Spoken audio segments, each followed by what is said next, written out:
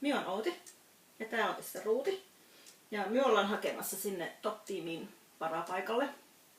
Ja syy miksi minä haen sinne on se, että minä olin siellä parapaikalla viime vuonna.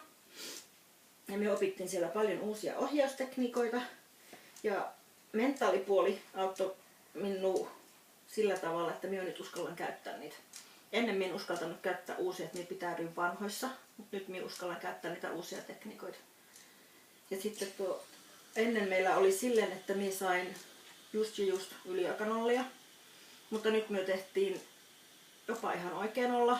Ja sitten me ollaan oltu kerran palkintosijoilla. Ja meidän etenemät on parantuneet huomattavasti.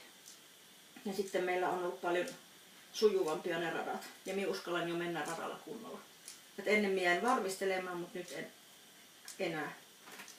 Ja siksi minä haluan sinne uudelleen, koska viime vuonna missä tuntui, että me päästiin vasta alkuun. Ja minä haluaisin sitten lisää sitä samaa herkkua. Ja kuitenkin mulla on nyt vielä semmonen nuori koira, että se vielä on hyvässä kunnossa, että vois vielä tämän kanssa treenata.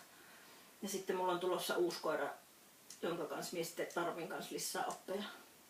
Ja minä haluaisin sitten sieltä sitten lisää eväitä meille.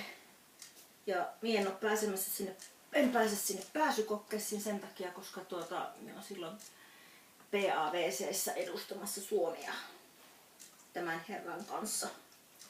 Niin sitten minua ei siellä ikävä kyllä näy, mutta toivottavasti minä muuten pääsen sinne top-tiimiin.